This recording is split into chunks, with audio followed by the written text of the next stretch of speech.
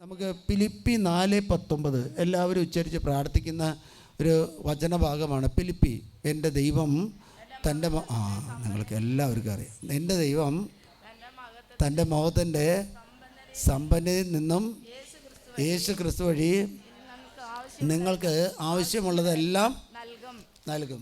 Hallelujah. യേശു ക്രിസ്തു വഴി എന്താണ് നൽകുന്നത്? നമ്മൾ ദേവാലയത്തിൽ വിശുദ്ധ കുർബാന അർപ്പിക്കാൻ ഏതെങ്കിലും നിയോഗങ്ങൾക്ക്, ജോലി അങ്ങനെയുള്ള നിയോഗങ്ങൾക്ക് പോയി പ്രാർത്ഥിക്കുന്നതല്ല കർത്താവിന് സ്വീകാര്യമായ ബലി. മറിച്ച് എന്താണെന്ന് വെച്ചാൽ, എൻ്റെ ദൈവം തൻ്റെ മഹത്വത്തിൻ്റെ സമ്പന്നതയിൽ നിന്നും യേശു ക്രിസ്തു വഴി ആവശ്യമുള്ളതെല്ലാം നൽകുമെന്ന് പറഞ്ഞാൽ അത് ഉദ്ദേശിക്കുന്ന എന്താണെന്ന് വെച്ചാൽ അത് പരിശുദ്ധാത്മാവിനെയാണ്. ദൈവത്തിൻ്റെ ആത്മാവ് നമ്മൾ സ്വീകരിക്കാൻ. ഹല്ലേലൂയ. ഈ ഫിലിപ്പി 4:19 വചനം കിടക്കുന്നത് എവിടെയെന്ന് വെച്ചാൽ 1 കൊറിന്തോസ് 1-ാമത്തെ അധ്യായം 5-ാമത്തെ തിരുലിഖിതത്തിലാണ്. നമ്മൾ വിശുദ്ധ കുർബാനയ്ക്ക് പോകുന്നത്, ദൈവത്തെക്കുറിച്ച് പഠിക്കുന്നത് 2 കാര്യങ്ങൾക്ക് വേണ്ടിയാണ്. അത് നമ്മൾ സമ്പന്നരാക്കുമെന്ന് ദൈവം അവിടെ പറഞ്ഞു വെച്ചിട്ടുണ്ട്. അതെന്താണെന്ന് വെച്ചാൽ, ഒന്ന് ദൈവത്തിൻ്റെ വചനവും വിജ്ഞാനം. യേശു ക്രിസ്തുവിൽ നിങ്ങളെ കൈവന്ന ദൈവകൃപയ്ക്ക് ഞാൻ നിങ്ങളെ പ്രതി ദൈവത്തിന് സദാ നന്ദി പറയുന്നു. എന്തുകൊണ്ടെന്നാൽ അവിടുന്ന് എല്ലാവിധത്തിലും, എന്നിട്ട് പറയാം, പ്രത്യേകിച്ച് ദൈവവചനത്തിലും വിജ്ഞാനത്തിലും നിങ്ങളെ സമ്പന്നരാക്കി.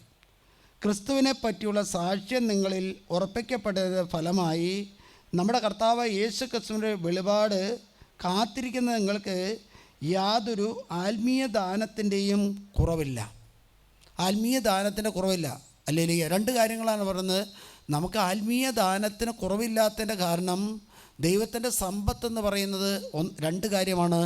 ഒന്ന് ദൈവത്തിൻ്റെ തിരുവചനം, 2 വിജ്ഞാനം. അല്ലെങ്കിൽ വിജ്ഞാനവും ദൈവത്തിന്. അപ്പോൾ നമ്മൾ ദേവാലയത്തിൽ പോകുന്നത് നമുക്ക് രോഗശാന്തിക്ക് വേണ്ടിയല്ല. നമ്മൾ ദേവാലയത്തിൽ പോകുന്നത് മക്കളുടെ വിവാഹം നടക്കാൻ വേണ്ടിയല്ല. ദേവാലയത്തിൽ പോകുന്നത് കടബാധ്യത മാറാൻ വേണ്ടിയല്ല. ദേവാലയത്തിൽ പോകുന്നത് ജോലി കിട്ടാൻ വേണ്ടി, അങ്ങനെ പലവിധ ആവശ്യങ്ങൾക്ക് വേണ്ടി പോകുന്നതല്ല. ദൈവം നമ്മിൽ നിന്ന് ആഗ്രഹിക്കുന്നത്, ഞാൻ ദേവാലയത്തിൽ പോകുന്നത് എന്തിനു വേണ്ടിയാണ്? ദൈവത്തിൻ്റെ വചനം സ്വന്തമാക്കാനും ദൈവത്തിൻ്റെ വിജ്ഞാനം തേടുവാനും വേണ്ടിയാണ്. ഹല്ലേലൂയ. അതാണ് ഒരു മനുഷ്യനെ സമ്പന്നനാക്കുന്നത്.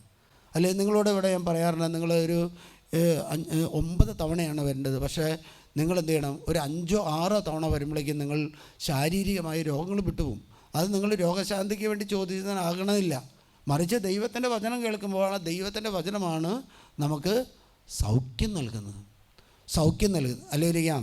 ഈ 2 കാര്യങ്ങൾ, വചനത്തിലും ദൈവത്തിൻ്റെ വചനത്തിലും വിജ്ഞാനത്തിലെ നിങ്ങളെ സമ്പന്നരാക്കി യേശു ക്രിസ്തുവിൽ പറ്റിയുള്ള സാക്ഷ്യം യേശു ക്രിസ്തു. അപ്പം നമ്മൾ വചനം കേൾക്കുമ്പോഴും വിജ്ഞാനം തേടുമ്പോഴും നമ്മൾ സമ്പന്നരായിട്ട് മാറുകയാണ്.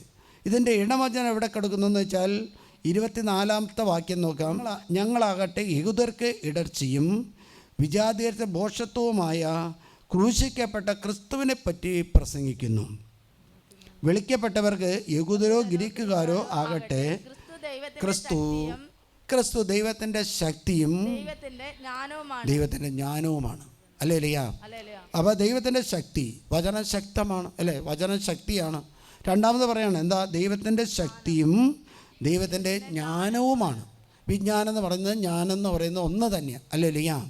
അപ്പോൾ നമ്മൾ ക്രിസ്തുവിനെക്കുറിച്ച് പഠിക്കണം, ക്രിസ്തുവിനെ നമ്മൾ സ്വന്തമാക്കണം, ക്രിസ്തുവിനെ പഠിക്കണം. എന്നാൽ ദൈവത്തിൻ്റെ ഭോഷത്വം മനുഷ്യരെക്കാൾ ജ്ഞാനമുള്ളത്. നമ്മൾ പലരും പറയും, എനിക്ക് നല്ല അറിവുണ്ട്, വിവേകമുണ്ട്. കർത്താവിൻ്റെ ഭോഷത്വം, നമ്മുടെ ഈ വിജ്ഞാനികളെക്കാൾ നല്ലത് കർത്താവിൻ്റെ ഭോഷത്വമാണ്.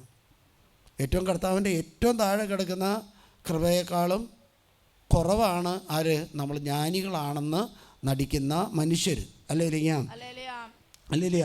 വീണ്ടും പറയാം, ദൈവത്തിൻ്റെ ബലഹീനത എന്ന് പറയുന്നത് മനുഷ്യരെക്കാളും ശക്തമാണ്. ഹല്ലേലൂയ. സഹോദരരെ, നിങ്ങൾക്ക് ലഭിച്ചിരിക്കുന്ന ദൈവവിളിയെ തന്നെ ചിന്തിക്കുവിൻ. ലൗകിക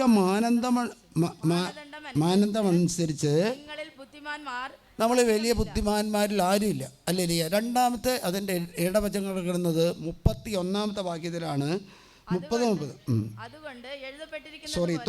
30 യേശു ക്രിസ്തുവിലുള്ള നിങ്ങളുടെ ജീവിതത്തിൻ്റെ ഉറവിടം അവിടെ നിന്നാണ്. ദൈവം അവനെ നമുക്ക് ജ്ഞാനവും നീതിയും വിശുദ്ധീകരണവും ദൈവം അവനെ നമുക്ക് ജ്ഞാനവും ജ്ഞാനവും നീതിയും നീതിയും വിശുദ്ധീകരണവും പരിത്രാണവുമാക്കി. അപ്പം 4 കാര്യങ്ങളായി. 2 പറഞ്ഞിട്ട് അത് വീണ്ടത് 4. 1 ദൈവത്തിൻ്റെ ജ്ഞാനം. 2 ജ്ഞാനം കിട്ടുന്ന എന്ത് കഴിഞ്ഞാൽ നീതി പ്രവർത്തിക്കണം. അല്ലേലിയാ.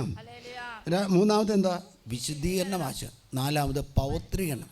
ഇന്ന് നമ്മൾ വായിച്ച പത്രോസിൻ്റെ ലേഖനത്തിൽ 3 കാര്യങ്ങളെക്കുറിച്ച് ആദ്യം പറയുന്നുണ്ട്. എന്താണെന്ന് വെച്ചാൽ, സഹോദരരെ, സ്നേഹവും കരുണയും വിനയം നിങ്ങളുള്ളവരായിരിക്കണം. കാരണം എന്താണെന്ന് വെച്ചാൽ, തിന്മയ്ക്ക് പകരം തിന്മയോ നന്മയ്ക്ക് പകരം തിന്മ ചെയ്യും. കാരണം അനുഗ്രഹം അവകാശമാക്കുന്നതിന് വേണ്ടി വിളിക്കപ്പെട്ടിരിക്കുന്നവരാണല്ലോ. വിളിക്കപ്പെട്ടവരാണ് നമ്മൾ. അവകാശം അനുഗ്രഹമാക്കാനായിട്ട് വിളിക്കപ്പെട്ടവരാ. പഴയ നിയമത്തിലും പറയുന്നത്, നിന്നെ അനുഗ്രഹിക്കുന്നത് ഞാനും അനുഗ്രഹിക്കും, നിന്നെ ശപിക്കുന്നതിന് ഞാനും. അപ്പം നമുക്ക് അനുഗ്രഹം. അപ്പം നമ്മൾ മറ്റുള്ള മനുഷ്യരിൽ നിന്നും വളരെ വ്യത്യസ്തരാണ്. അല്ലേലിയാം. അക്രൈസ്തവരായി ചെയ്യുന്ന പ്രവൃത്തികൾ ചെയ്തുകൊണ്ട് ജീവിക്കാൻ. അതുകൊണ്ടാണ് പത്രോസിലെ, നീ തിന്മ ചെയ്ത് ജീവിക്കാൻ വിളിക്കപ്പെട്ടവനല്ല. അല്ലേലിയാം. നീ ദുഷ്ടത പ്രവർത്തിക്കാൻ വിളിക്കപ്പെട്ടവനല്ല. മറിച്ചെന്താ? അനുഗ്രഹം കൊണ്ട് ഈ ജനത്തിന് അനുഗ്രഹമാകാനായിട്ട് വിളിക്കപ്പെട്ടവരാ. അപ്പം തെറ്റിൽ കിടക്കുന്നവരെ തെറ്റിൽ നിന്ന് പുറമേ കൊണ്ടുവരുവാനുള്ള ഒരു കൃപയുള്ളവരാണ് നമ്മൾ. അല്ലാതെ തെറ്റ് ചെയ്യുന്നവനോട് ചേർന്ന് തെറ്റ് ചെയ്യാനുള്ളവരല്ല. അല്ലേലിയാം. 53-ാമത്തെ സങ്കീർത്തനത്തിൽ പ്രകാരം പറയുന്നുണ്ട്, ദൈവം സ്വർഗത്തിൽ നിന്ന് മനുഷ്യനെ നോക്കുന്നു, ദൈവത്തെ തേടുന്ന വിജ്ഞാനികളുണ്ടോ എന്ന് അവിടെ നിന്ന് ആരായിരുന്നു. എല്ലാവരും വഴിതെറ്റിപ്പോയി, ഒന്നുപോലെ. അപ്പം ദൈവത്തെ തേടുക എന്ന് പറഞ്ഞാൽ വിജ്ഞാനിയായിട്ട് മാറുക എന്ന്. ദൈവം ഈ ഭൂമിയിൽ വിജ്ഞാനികളുണ്ടോ എന്ന് ദൈവം അന്വേഷിക്കും. 14 സങ്കീർത്തനം 14:2 ഇപ്രകാരം പറയാണ്, കർത്താവ് സ്വർഗത്തിൽ നിന്നും മനുഷ്യ മക്കളെ നോക്കുന്നു, ദൈവത്തെ തേടുന്ന വിവേകികളുണ്ടോ എന്ന് അവിടുന്ന് ആരായുന്നു. ദൈവത്തെ തേടുന്ന വിവേകികളായ മനുഷ്യരുണ്ടോ എന്ന് ദൈവം തേടുകയാണ് ചെയ്യുന്നത്. അല്ലേലിയാം. ഹെബ്രായർക്കാർക്ക് ലേഖനം 4:12 നമ്മൾ വായിക്കുന്നുണ്ട്. വചനം എന്ന് പറയുന്നത് ഇരുതര വാളിനേക്കാളും മൂർച്ചയേറിയതാണ്. അല്ലേലിയാം. ചേതനയിലും ആത്മാവിലും സന്ധിബന്ധങ്ങളിലും മജ്ജയിലും തുളച്ചു കയറി. അപ്പം ദൈവത്തിൻ്റെ അതാണ് ആദ്യത്തെ സമ്പത്ത് എന്ന് പറയുന്നത്, ദൈവവചനമോ. അല്ലേലിയാ. തുളച്ചു കയറി ആത്മാവിനെയും തുളച്ചു കയറി ഹൃദയത്തിൻ്റെ വിചാരങ്ങളെയും നിയോഗങ്ങളെയും വിവേചിക്കുന്നതുമാണ്. അവന് മുമ്പിൽ ഒരു സൃഷ്ടിയും മറഞ്ഞിരിക്കുന്നില്ല, ഒന്നും മറഞ്ഞിരിക്കില്ല. അല്ലേലിയാ. നിങ്ങൾ ആവശ്യങ്ങളെല്ലാം കർത്താവിലേക്ക് ഉയർത്തേണ്ട. കർത്താവേ, എന്നെ വചനത്തിൻ്റെ സമ്പന്നനാക്കണമേ. അല്ലേലിയാ. 2ാമത് പ്രാർത്ഥിക്കുക, കർത്താവേ, എന്നെ ജ്ഞാനിയാക്കി മാറ്റണമേ. ദൈവത്തിൻ്റെ ശക്തി, ദൈവത്തിൻ്റെ ജ്ഞാനം, ദൈവത്തിൻ്റെ വിശുദ്ധി, പരിത്രാണം.